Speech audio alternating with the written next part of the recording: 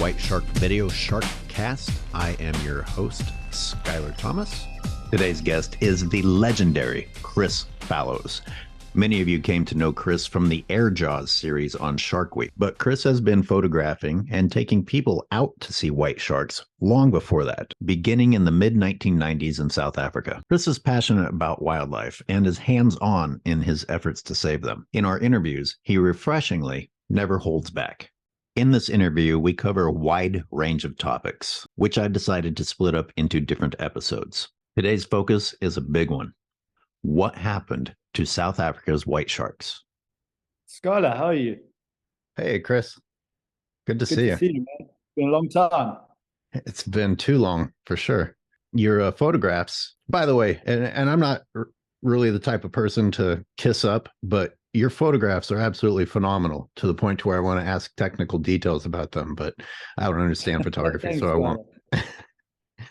Thank you. I have a lot of opportunities, and let's have more opportunities than most. So once in a while, you take a decent image, but it's all for a bigger cause, and that's trying to draw awareness to the plight a lot of the iconic animals face, and then the funds that we do raise from selling the works, we're putting towards buying land, and we also donate a bit of it to NGOs that we know are making a difference. So we're all trying to do our little bit.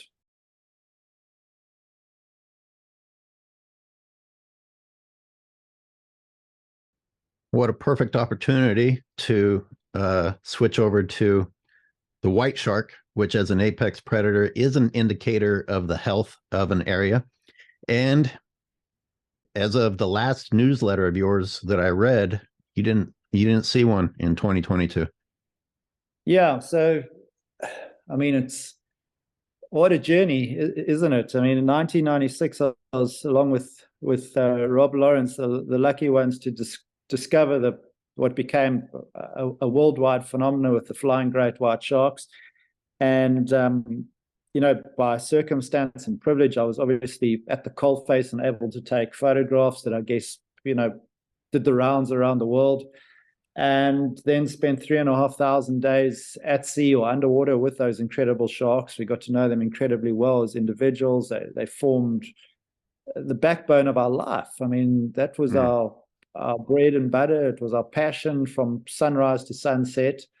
And then by 2018, due to a chain of events that I'll expand upon, the great whites, the most famous great whites, probably the most famous marine phenomenon on the planet, sadly disappeared. And in 2018, I took the last significant photo of the breaching great whites that I sadly look at and reflect upon quite often. And it's an incredible example of, if we don't look after these icons, how quickly we lose them. And what we discovered over time was that the great whites, just like virtually all predators, depend on a multitude of prey species, not just one.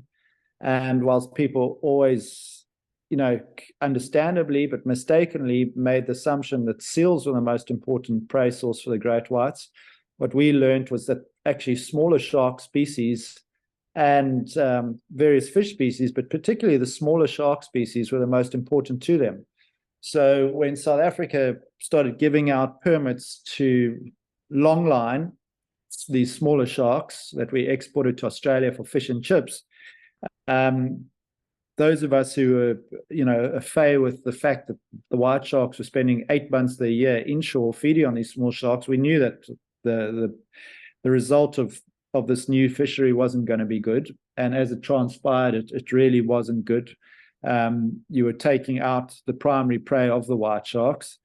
And at the same time, we hypothesized that because this fishery was obviously fishing for the small sharks, they were fishing in the exact area where the great whites would be themselves, and there was a high likelihood that they would be catching the great whites as well. And very, very recently, we've actually just found out in the last few months that this is exactly what was happening. And this fishery was not really catching them, they were entangling them. And the white sharks were obviously coming up to the long lines to scavenge these small sharks off their long lines. They would grab the shark, swim away and they get entangled in the longlines. And we had been, pleading with South African shark scientists and fisheries managers for years that this was likely the case, and they really needed to do something to stop it. And the few scientists in South Africa that felt the same way as ourselves, we basically got ridiculed and sidelined and told we were essentially talking a load of bullshit. But just in the last few months, and it's about to come out, a whistleblower came forward that was fishing on these boats and has actually told us just how many great whites they were catching on that boat alone. And if you multiplied that by the amount of boats that were given permits to fish using the same methodology, the number exceeds any other known case of mortality for white sharks in the world. Wow. So, yeah, and the tragedy of all of this is those self-same scientists and a couple of other government-affiliated scientists, or those that had their academic credentials resting upon the fact that they were pushing two orcas to be the case, denied the fact that this fishery was having a huge impact, and kept blaming two orcas that we know killed 7 white sharks over the space of 5 years. But when we look at what we now know this fishery's impact was, coupled with the Natal Sharks Board, who set the bather protection nets, you're looking at upwards of 100 white sharks a year. So, 7 white sharks over 5 years by 2 orcas, as opposed to 100 white sharks per year by this one fishery and the Natal Sharks Board. And then when you take the genetic work done by Dr. Sara Andreotti, who was also one of the ridiculed scientists when she suggested the South African population in 2016 had crashed to as few as 550 individuals, and you realize you're taking out close on 100 white sharks a year, it doesn't take a rocket scientist to figure out that you're very quickly going to wipe them out, and that's exactly what happened. So South Africa went from being the first country in the world to protect the great white in 1991 to the first country in the world to lose a significant great white shark population. And yes, there are still a couple along our coastline. They're not completely gone, but for all intents and purposes, the 2 highest density white shark areas in the world, Gansbaai and Seal Island False Bay, have now got no great whites left. So this fishery has had a catastrophic effect, and to this day it's still allowed to continue.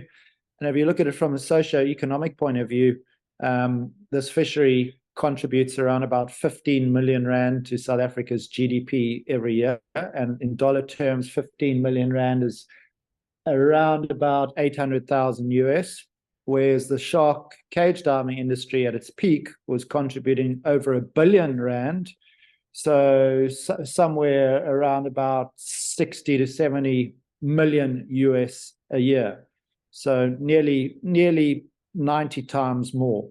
And it's just a catastrophic example of how, when you try and create these new fisheries without any environmental impact assessment, and you have scientists that are too proud or too stubborn to listen to what those people who are spending their life on the oceans interacting with these sharks are saying, the consequences are truly, truly, truly tragic. And it's an example, I think, for every manager and every scientist to be aware of out there, and to be cognizant of the fact that it should be a process where you listen to the naturalists, you listen to the ecotourism operators, you listen to the non-government affiliated scientists who've got incredibly well accredited resumes and have spent huge amounts of time there. And when a lot of people are waving red flags, it's usually a good idea to actually consult with them, listen to them, and at least take on board what they're saying and investigate it. Because the tragedy is, this could all have been stopped when we first started raising those red flags. And it's, to have been the one, along with Rob, to have discovered these sharks, spent basically 10 years every single day of my life on the ocean. If we look at 3,500 days over the course of nearly a quarter of a century, and seeing these animals we got to know so incredibly well disappear, it's very, very painful. And now I use my photographs of those animals and the stories, not just of the great whites, but also of other icons we're losing, the great tuskers, the black maned lions, and many others that I photograph, to showcase to the world what we are losing, and then hopefully inspire people through beautiful images to try and save what we do have left. When I first met you and interviewed you, you were telling me about the impacts of longlining that were offshore and affecting the pelagic sharks, and that was bad enough. And then, and then they allowed inshore longlining. What year? Yeah, so that started around 2006, but these guys really started learning their trade from about 2010, 2012 onwards, where they became incredibly good and incredibly successful in capturing these small sharks. And, they were targeting them in areas that had a huge overlap with white sharks. They were catching a huge amount of other species that were protected, like smooth hammerheads, spotted gully sharks, which are endemic to the southern African coastline, and many others. And what we suspected at the time was that they were catching a lot of white sharks. And we actually said this to the sea fisheries scientists, shark scientists and managers, and they said, bullshit, they're not doing this, you over-exaggerating the impact, etc. They then went, and this is where it just boggles my mind, they then went and did a very short field study where they only made 3 sets. So a set is essentially where you set your line and you retrieve your line. That's 1 set. So they only made 3 of these sets that replicated what the shark longline fishery, the inshore shark longline fishery was doing. And in those 3 sets, they caught and killed 2 white sharks.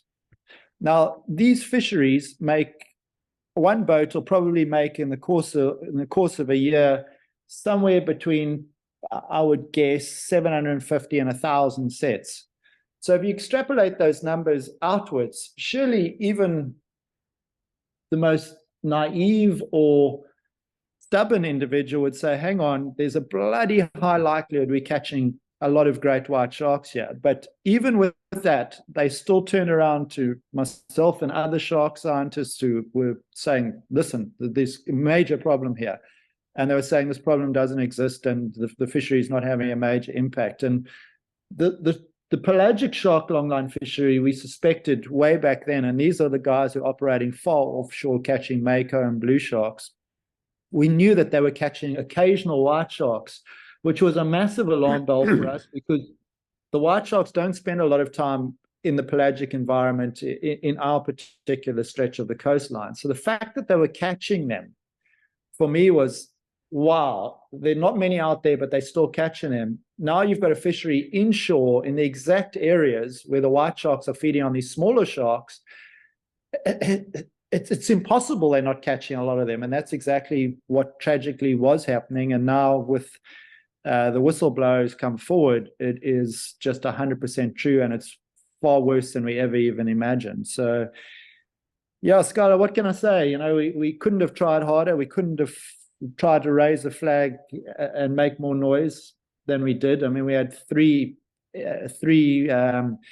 excerpts on CNN. We were on BBC. We were on CBS. I mean, 60 Minutes. I can't even tell you all the shows we did. And the South African authorities just did not want to listen. I want to take a second for people who aren't that familiar with the area and do think that South Africa is just great whites feeding on seals at the island all year round.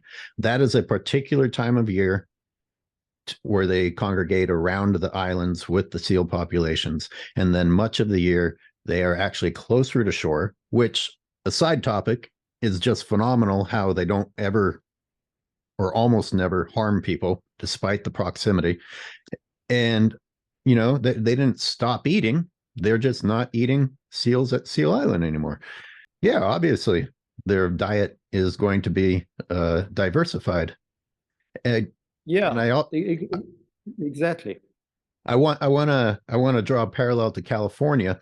It was Dr. Chris Lowe who told me, and I bring this up a lot because it always really hit me hard, that despite the fact that the white shark was protected in California, The what really started helping it was the removal of some inshore fisheries in Southern California where our young white sharks were at, which were, the reason it was removed was because people were upset about whales and dolphins and stuff drowning in the gill nets. But that ultimately ended up helping the white shark.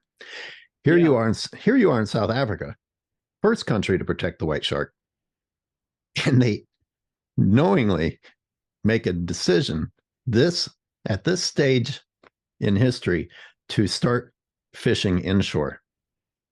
Just incredible. Yeah. Unbelievable. In the exact areas where there were these small sharks that the white sharks were feeding on, and what we found out that was even worse was that these guys were actually targeting fishing inside marine protected areas, because they knew in the marine protected areas the size of the target sharks, these smaller sharks, were larger. So they were fishing with impunity in the marine protected areas, so much so that once again, scientists like Dr. Enrico Genari, Sara Andreotti, and a couple of conservationists like Wilfred Chivel, Lloyd Edwards, and a couple of others, we were shouting up and down, we know these guys are fishing in marine protected areas. We went to the government fisheries body and told them, and they basically told us in no uncertain terms, hey, we've got the technical capabilities with the AIS, which are fisheries tracking systems. Basically, they track boats to know if they're fishing in the MPAs, and if they were fishing in the marine protected areas, we'd be doing something about it. So thank you very much for your time. Thank you for coming in here and telling us, but we would know about it. And we said, well, clearly, either you don't know how to interpret the data, or you're not watching the data, or your machines are actually broken because these boats are actually there. And we once again had a standoff with them, and it got to the point where we actually eventually took our own boat, went out, caught these guys fishing in the marine protected areas, took photographs of them, catching not only their target sharks, but also CITES protected hammerheads and others. We then went and lay a charge with sworn statements with the police to initiate a prosecution against them, and that court case is still ongoing after 4 years. So that was the level of contempt we constantly faced and fought with this whole process. It was so bad that Dr. Enrico Genari, to try and get data from the South African shark scientists working for the government, which are state funded, in other words, the South African taxpayers are paying their salaries and the data should be open to all, he was forced to go through the Public Access to Information Act, where you have to initiate basically legal proceedings and pay for it to get access to that information to show just how damaging this fishery was. So those were the lengths that we all went to. But unfortunately, the writing, sadly is on the wall, and we weren't able to stop this fishery. We weren't able to convince the scientists of what was happening. And now with this latest bit of evidence that's come forward, none of us ever wanted to be proven right. In fact, we'd love nothing more than to have been proven wrong. But the reality is everything that we were trying to say was happening, but on an even far greater level. So, just as Chris Lowe said, those inshore fisheries, they have a devastating impact on white sharks. That's where the white sharks are. They're following those fish that are being caught in those inshore fisheries, and they are going to get entangled in the same gill nets, or they are going to get caught on the same long lines. And that is the reality of the situation, and you take them away and there's a chance they'll come back. But in South Africa's case, we've lost probably, I don't know, if you had to ask me, I'd say we've lost 90% of our white sharks, probably a lot more than that. Humans, I think you and I both will agree, are sort of fueled by finances. We make our decisions on finances, except for a handful who are motivated by pure reasons. But this fishing isn't bringing in that much money compared to the tourism. So who got the bulk of the money to sell out the wildlife? I mean, was there a massive payoff for only a few people at the top? Or I just don't understand how the numbers make it make sense to destroy a resource that brings in money. So if you look at it on a logical basis, like you just have, it makes no sense on any level whatsoever. But I think South Africa is a unique case of, we have to readdress our terrible past with regards to apartheid. So one of the things in South Africa was to try and create new jobs. Mm-hmm. And in South Africa, one of those ways was through our blue economy, trying to monetize the ocean. And one of the things they wanted to do is create new fisheries. So in their desire to create these new jobs, these new fisheries, such as the octopus longline fishery and the demersal shark longline fishery were created, which, you know, in itself, if due processes had been followed, there might have been scope for them on some scale, although very few places in the world shark longline has ever been sustainable. But be that as it may, what happened in South Africa is to fast track the change.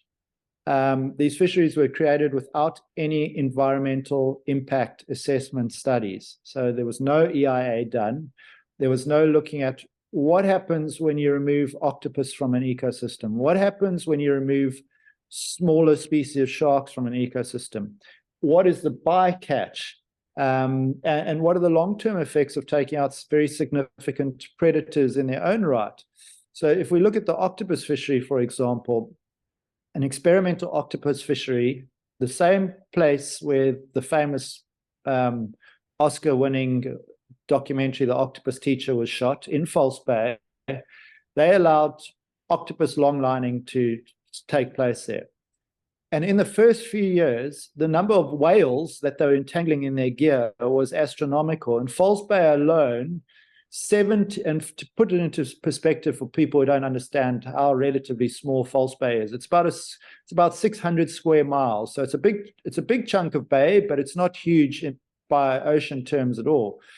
I think they caught 17 whales, of which we know at least 9 died, and most of them were Brutus whales, which are semi-resident in False Bay. So that was the bycatch in this fishery. And when we took that fishery to task, we were told, well, it's collateral damage and you're going to have casualties. And that was that fishery, irrespective of what the impact of removing octopus was. Just the bycatch of that fishery was tragic. And exactly the same thing with the shark longline fishery, but the shark longline fishery was on a far greater stretch of coastline, and the effect was many-fold greater than the octopus fishery.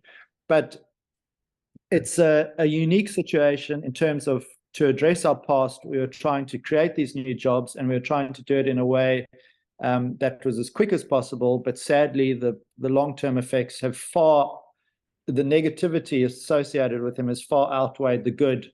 You know, in the case of the shark longline fishery, it created probably in the region of 50 jobs, where the shark cage diving, which was sustainable, it was non-consumptive, and would have carried on successfully in perpetuity, was having around about 1,000 jobs associated to it every year. So it just sadly made no sense on an environmental level, on a socioeconomic level.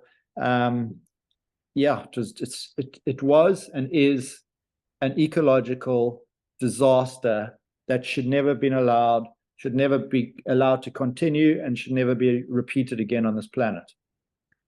I was in South Africa again during a lot of this movement that was taking place, and I remember local business owners complaining about it. They're like, look, they're not taking any important things into consideration in this effort to, can I say it, return power to a previously oppressed population. And it was making up for the past, and it was just a rush to be like, well, here, take all these jobs, no matter what the consequences are, and avoiding due process, or et cetera, et cetera. Is that too harsh of a way to say it, or is that kind of accurate? Look, I mean, it's a pretty broad brushstroke. There have been examples like that. I mean, the reality of the situation in South Africa was that, uh, you know, to call a spade, too many white people, were benefiting from a country where our demographic was 87% black, and that's not right on any level whatsoever, and it needed to be addressed. I think just the process by which it was addressed could have, in hindsight, been done far better. And I don't want to go into the politics of everything. I mean, I just look at the fishery side of things and the shark side of things, where if I am going to say I have any expertise, that's where it would lie. But from the fisheries point of view, it was an absolute disaster, and it didn't address the damage done by apartheid at all. In fact, what it has done is it's taken one of the greatest opportunities South Africa ever had with low-hanging fruit of ecotourism, and it's now slit that golden goose's throat. So where it was creating thousands of jobs, and we had sometimes 40, 50 film crews coming out here, giving the country unprecedented free exposure. I mean, hell, Shark Week literally ran itself on South Africa for 2 decades. That sadly has now fallen by the wayside, and our coastal ecosystems are in a dire state. And yeah, the situation to this day continues. So, I try and speak from our experiences at the coalface. I don't claim to be a scientist or researcher, but just somebody who's collected data for 30 years and has spent a significant amount of time with those animals and seeing what's happening. I also understood the fishery. I have lots of friends who fishermen. I have lots of friends who commercial fishermen, and we chat a lot. And even those guys who make a living out of it said that this fishery was incredibly damaging. A couple of them said, you're going to get entanglement of great whites here, and they were 100% right. And it's just something that really should have been researched. It should never have been allowed. And when those flags were waved, the scientists should have acknowledged that there was a big problem, and all of this could have been stopped. And other ways for those same fishes or other fisheries could have been integrated into other fisheries where they were far less damaging, and there was scale for them to be absorbed into. So yeah, there's never a perfect situation, but losing the great white shark, it certainly wasn't the right solution. And what we haven't touched on, and what is the overriding and most important thing, is the ecological consequences of removing your apex predators from the environment. We always focus on the socioeconomic aspects and how it's impacting humans. But if I have to be quite honest with you, my biggest worry and concerns are always for the wildlife. And in this particular case, you've taken out the largest controlling factor in our temperate waters, which is the guy or the lady at the top of the food chain, the king and queen. And what is going to be the effect of losing the great white shark? There are a couple of things that are really easy to see. We're already seeing the seals modifying their behavior. We're seeing other sharks moving into the niche left by the white sharks, and they're feeding on completely different things. So you're going to have consequences as a result of that.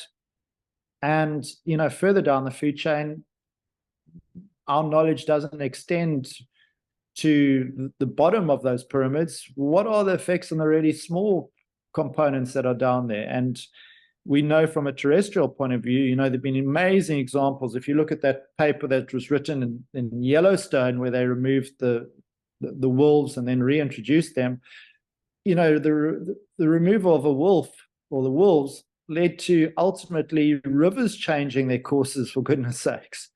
And I don't know why when we tamper and we mess around with the ocean, we think that the consequences will be any less severe or different. It's not. You can't manage one species in isolation. You need to manage an ecosystem and conserve an ecosystem and understand the complexities and how everything is so integral to the well-being of something else. And yeah, just introducing a fishery and saying, oh, well, catch the octopus, and thinking everything's going to be fine, or catch all the small sharks and it'll all be great. that was never going to work. It's not to paint South Africa as uniquely bad. I've got to tell you, I moved on to terrestrial conservation, and you bring up Yellowstone. We have this wonderful example of the importance of wolves, but the powers that be influencing the government, it's as if that never happened, because wolf and bison slaughter is currently taking place for the sake of surrounding animal agriculture. It's unbelievable. I mean, Monique and I, we spend our lives basically working with iconic wildlife around the world, and you the more time you spend with it, you just realize how these animals shape our world. They shape our ecosystems, and they shape our future and our destiny. And there's so much talk about moving towards sustainability and protecting biodiversity, et cetera, et cetera. But the reality is for the most part, it's still talk. And things are changing at lightning speed.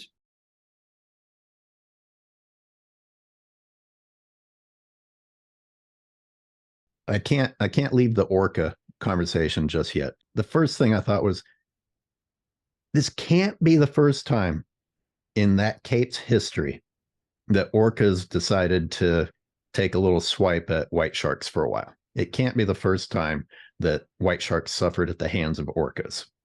And yet here it is, the first time that white sharks have disappeared entirely. Is that a reasonable common sense way to look at it, or am I missing a bigger picture here? So I think what we need to look at is, let's take a step back from that, and let's use examples where orcas and white sharks have crossed paths before and what's happened. So let's set South Africa aside for a second. So if we look at the Farallon Islands, there have been a couple of examples where white sharks have been preyed on by orcas. And what happens is the orcas typically move into those areas, they kill a white shark or two, and the white sharks leave the area for periods usually of a couple of weeks or a few months, and then they return to those areas. The same thing has happened in South Australia, and the same thing has happened in New Zealand. So we know that there's a degree of conformity in terms of the effect and, ultimately what happens to the white sharks. And it seems as the pattern repeats itself in all cases where, yes, there is a short to medium term effect, but ultimately the white sharks come back again. And the reason why they come back again is that there are only so many premium feeding sites on the planet. It's not like the white sharks can suddenly go and find a new Farallon Islands or a new Neptune Islands or a new Stewart Island in New Zealand. They have to come back to prominent feeding areas. And that's exactly what happens. If we look at it from a terrestrial point of view, and we look at what happens, for example, to predators one tier down on the food chain in Africa. So when you have lions move into an area, and a big pride of lions moves into an area, animals like wild dogs or cheetahs will modify their behavior, and they'll move around the pride of lions. So the pride of lions will displace them and control that area. But as soon as those pride of lions moves out of that area, the cheetahs and the wild dogs move back in again, because there are only so many really good feeding areas. And the pattern repeats exactly what happens with the orcas. It does it on land with the higher predators. South Africa, according to our shark scientists here, is the only country in the world where two orcas can displace a population of great white sharks, not for a few months, forever. And when this happened, having had a lot of experience with terrestrial animals and knowing a little bit about the effects of white sharks and orcas in other parts of the world, I said, well, why is South Africa the only place in the world where two orcas can displace an entire population of great white sharks over several hundred kilometers? And the other thing that I said was, hang on a second, before these two orcas even came to False Bay, we were already seeing a catastrophic decrease in their numbers. So how can you blame two orcas for a huge decrease in the white sharks' numbers that happened before these two orcas even arrived. And yet, unfortunately, because this incredible David and Goliath battle of orcas versus white sharks sits so high on the sensation list, film crews and news crews and documentary crews got a hold of it, and it's like, oh my God, the orcas have displaced and eaten all the white sharks. No, that's not what happened. What happened was the anthropomorphic pressures of shark nets killing an average of 33 great white sharks per annum in South Africa for the last 40 years, and the new demersal shark longline fishery that we reckon was killing up to between 50 and 60 great white sharks per year, got to the point where our population of somewhere between 550 and 1,200 animals could no longer sustain that pressure, and it collapsed. The orcas had an effect, but it was maybe the final straw that broke the camel's back. I don't think so. I think that camel's back was fractured in many places before that. It was a contributing factor, but it certainly wasn't the primary factor. Let me play devil's advocate and just say, what about the fact that these orcas persisted over time? You know, they didn't come in for just one season and leave. They were seen there for quite some time. Or is that not correct? Look, it is correct. I mean, from 2017, there were more sightings of the orcas, particularly these two orcas, than there historically were. But bear in mind, the massive collapse in False Bay already took place from 2014 onwards. That argument already falls flat on its face. And what we're seeing now in Mossel Bay, the area where there still are a few white sharks left, is that when the orcas come into the area, yes, the white sharks leave, but they come back again. They haven't been completely displaced there. And it's because those white sharks that are in the Mossel Bay area, it's the only area from Mossel Bay to Port Elizabeth where you still have, I don't want to say high numbers of these smaller shark species, but the remaining population of those smaller shark species is still in that area. And not surprisingly, it's also the area where the demersal shark longline fishery still fishes. So the white sharks will be where their prey is, and the orcas are having an effect on them, but that effect mirrors what happens in other parts of the world where it's a short to medium term effect and the white sharks come back to a primary feeding area. I undoubtedly think that the white sharks will completely disappear from our coastline because pressures like the Natal Sharks Board and the shark longline fishery still do exist. Yeah, where they migrate up to the wild coast, they get killed in nets, and down in the Cape where they feed, they get killed with. Yeah, 100%. And, you know, a lot of the same shark scientists from the government and other affiliations were saying, oh, well, you know, your False Bay and your Gansbaai sharks, they all migrated east. Okay, so let's look at that theory. Well, Mossel Bay is to the east of Gansbaai. They didn't see increased numbers of white sharks. In fact, their numbers are ever decreasing, and they're having the same big patterns of absences that False Bay experienced and then Gansbaai. The next stop from that is Plettenberg Bay, and there are regular sightings of white sharks there. But when you look at the studies that are being done there, the numbers by no means account for the loss of both False Bay or Gansbaai. They only see a handful of white sharks. There are many people looking for them. So there are many observers seeing many of the same sharks. And those that have been there for a long time say they're roughly the same number of white sharks there. The next stop up our coast is Algoa Bay, Port Elizabeth. And the operator there is seeing less and less white sharks at the seal colony. And yes, there have been more white sharks seen inshore, but the reason for that is that there are significant numbers of fishermen who now, from a recreational point of view, are targeting them. They're all generally small animals. They're not the animals that were in False Bay or Gansbaai, or for that matter, a couple of the Mossel Bay sharks. So now we go further east from there and we say, okay, well, we're still looking for upwards of 500 to 800 sub-adult and adult white sharks. Where are they? They must be in KwaZulu-Natal, because that's the last stretch along the east of our coastline. And that's where you have the Natal Sharks Board that's got their bather protection nets out. So if all these white sharks are moved up there, you're going to expect to see an increase in the number of white sharks caught in those nets. I mean, that's logical. No, the number of catches is going down. The population has not moved east. The population has been killed by the shark longlines and the Natal Sharks Boards. It's that simple.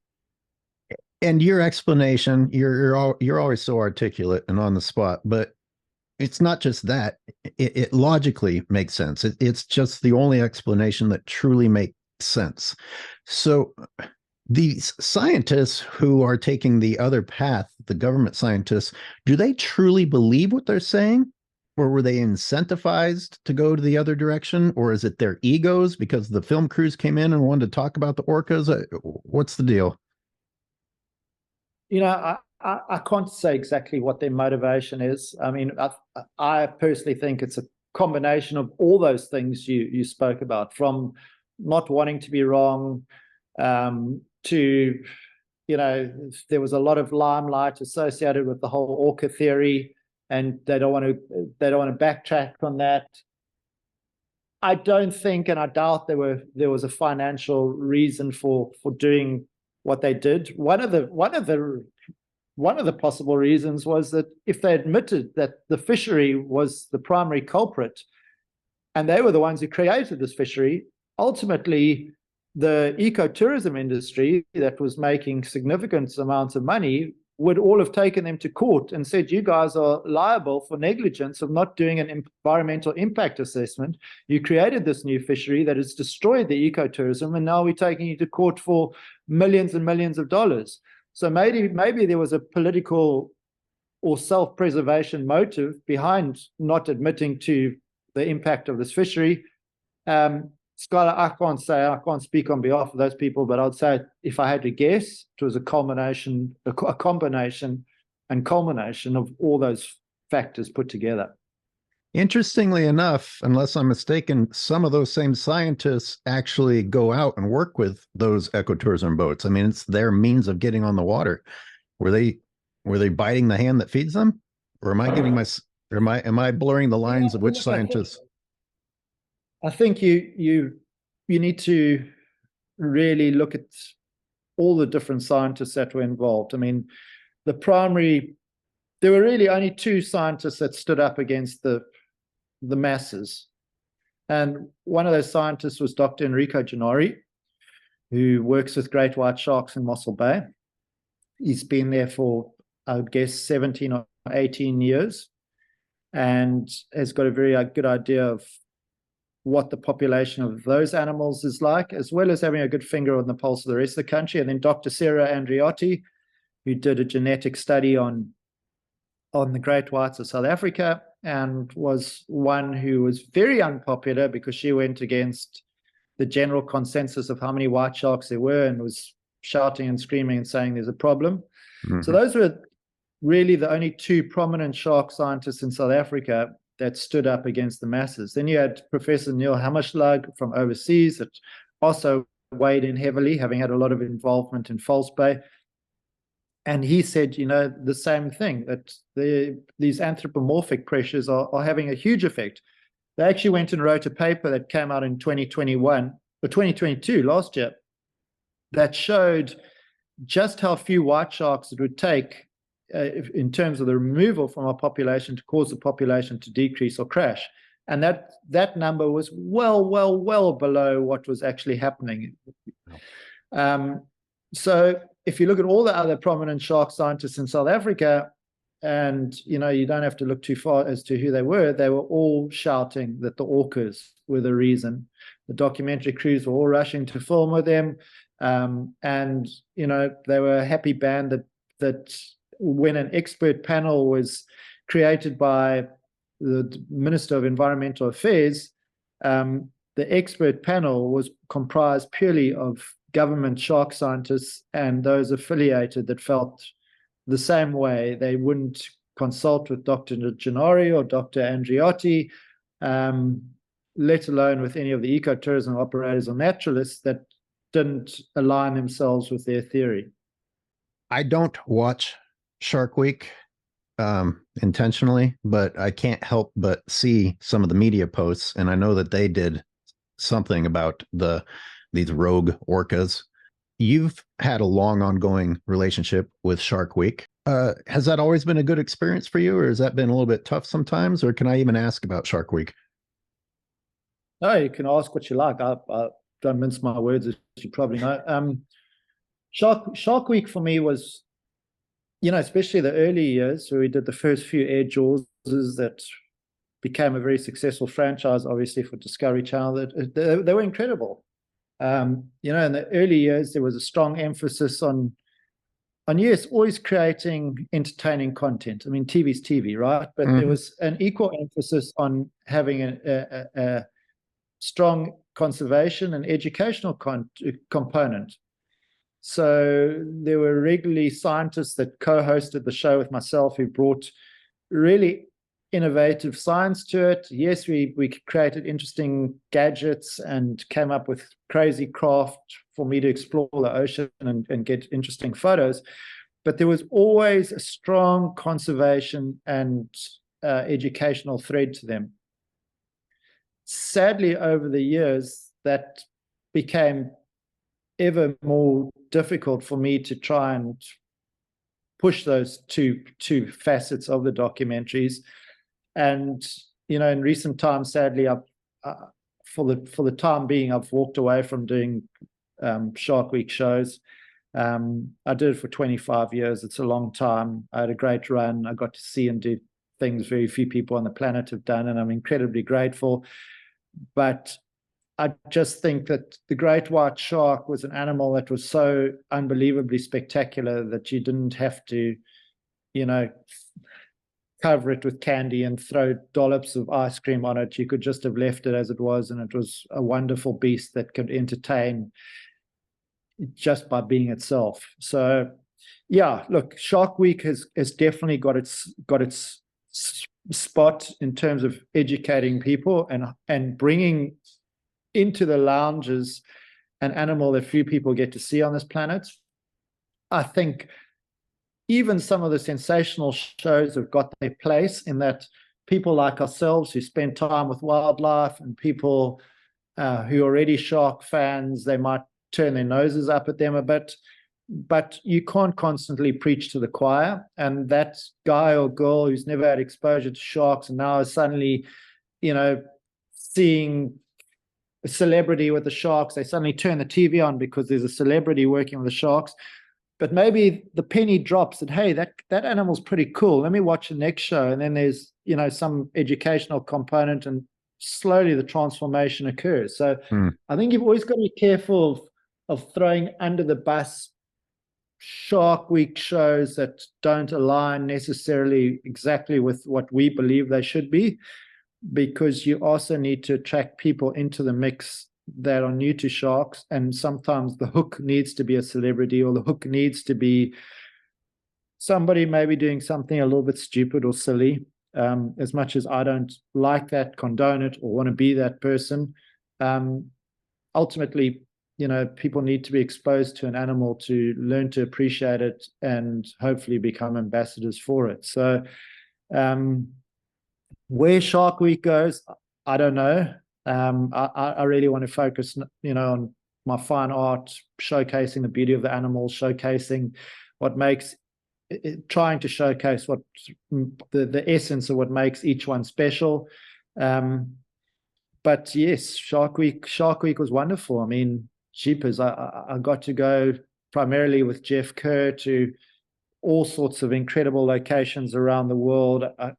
As I said, I got to walk on the ocean like Fred Flintstone in little cages. I got to experience breaches from a few feet away on sleds. I got to go in submarines, paddleboards, kayaks with great whites. I did pretty much everything you could possibly do, and it was an incredible ride. It was an amazing opportunity to show that these animals weren't about trying to kill me, despite the fact that I think Discovery Channel tried every trick they could to get me killed. But it was amazing. And Jeff came up with incredible contraptions. He came up with a whole assortment of different places to go and see these sharks. And yeah, hopefully people got a little bit of everything out of those shows. And I really hope in the future that Shark Week focuses more on sharks and less on people, because as I said, the sharks are so the 500 plus species of them. Each one's got its own niche.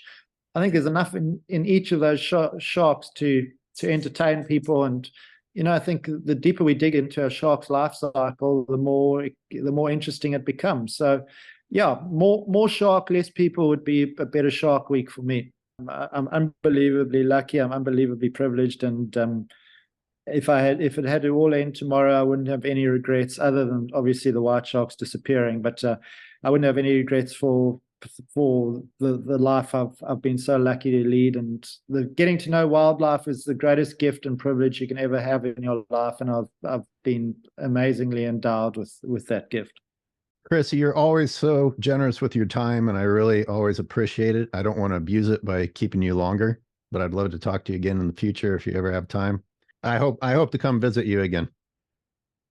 We look forward to it, Skylar. South Africa, despite its few misgivings, is still one of the most beautiful countries in the world, and there's still you know, an incredible amount of wildlife here, and hopefully, you know, decision makers and generations to come will learn from the mistakes made, and we'll have a prosperous future at some stage. You know, every country goes through its ups and downs, and we're in a bit of a down at the moment. But you know, the brave leaders of the next generation, I'm sure, can pull it right. So we keep our fingers crossed. Thanks for a lovely interview, lovely chatting to you, and I hope we see you on our fair shores again. Thanks for all your conservation efforts. Have a great night. Cheers, Skylar. Bye-bye. Cheers.